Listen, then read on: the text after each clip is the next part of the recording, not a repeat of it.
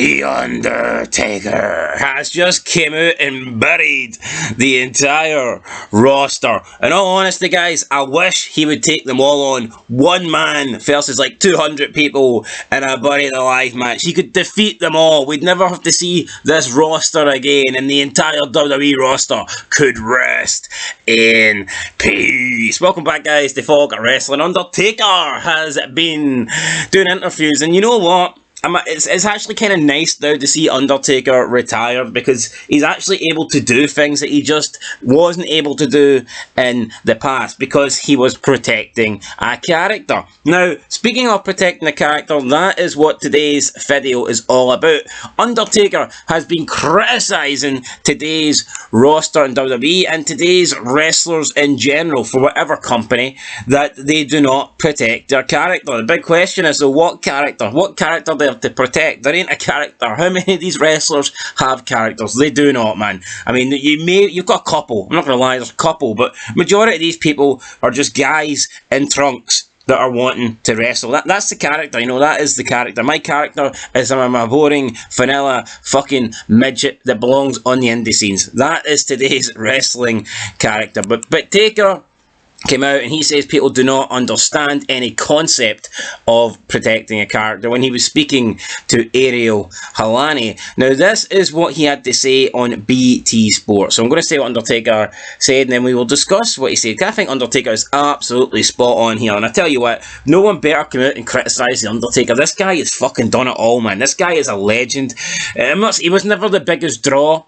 He was never the biggest star. He was never the best in the ring. He was never the greatest promo. But, I mean, in terms of all-round, in terms of longevity, I mean, you can argue this is the greatest of all time. You can. 100%. He was good at everything he did. Then you factor in the longevity standpoint. You factor in the character.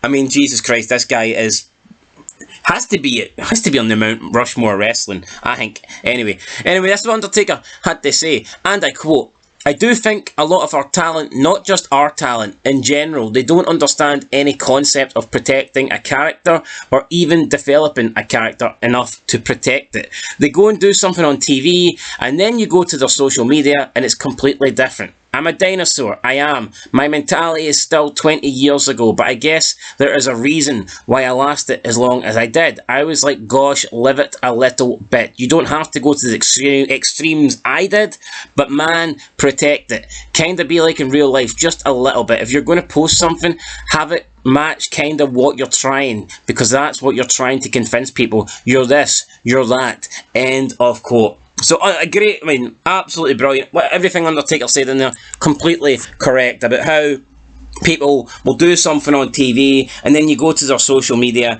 and, you know, it's completely different. You've got like Natalia on TV, you know, like, let's just say Natalia, for example. I mean, she wants to come across as this respected wrestler, this technical wrestler, but you go to her Instagram page and her tits are everywhere. You know what I mean? How can you take her seriously? You cannot. Then you've got people like, you know, people that are like Bray Wyatt, you know, this guy that's doing all these like, you know, like weird fucking promos, and then the guy's on social media crying about mental health and shit like this. I mean, it just does not work. And Undertaker's saying that you've got to live the character, and he says you don't have to do it to the extremes I did, but, you know, at least try and protect it. And I mean, 100% agree with Undertaker there. I do think, though, since social media came out, I think that was like the downfall of wrestling, honestly, man. Or maybe it's just a coincidence, but I think social media did help. I mean, you've got Twitter, you've got Instagram, and like everybody on Instagram or on their Twitter, you know, they're just not like their character at all. I mean, we've seen Alexa Bliss over the years. It's like, even on her Twitter, like, she even claims that she plays a character on Monday Night Raw. It's like, why not play that character on Twitter? You know, it's to me, it's lame. She basically points out on her Twitter that she's Alexa Bliss on Mondays. No, why don't you be Alexa Bliss 24/7?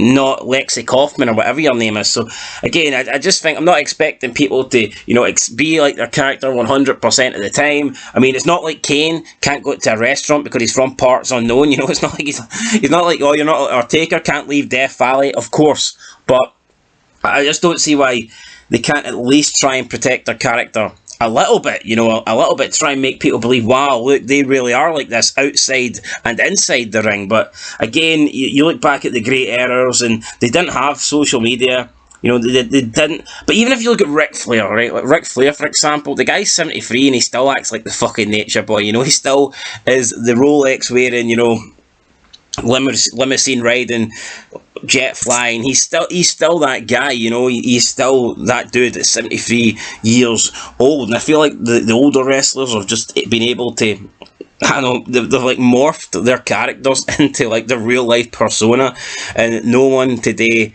has done that, you know. So you just see the guys today, and Taker's right, you know, they'll do something on Raw, but then you'll go onto their, you know, their, you could have like the biggest heel on Raw, and he'll do something really bad, but then you go on his Twitter, man, he's posting like nice wee pictures of his dog, you know. It's like lame, you know, very, very lame. But there you go, Undertaker then criticising, and rightfully so, criticising the entire roster. Social media, I don't think people should have social media in wrestling. If you're not going to use it correctly, then you shouldn't use it at all, in my opinion. But that's just it. Could you imagine back in the day, Taker was on Twitter and he's having a barbecue or whatever, and he's like, you know, he's applying sunscreen to himself, and he's with his big white, you know, his white pasty fucking ass, and he's soaking up the sun. He's supposed to be this like deaf fucking undead character, yet he's having barbecues. Could you imagine that?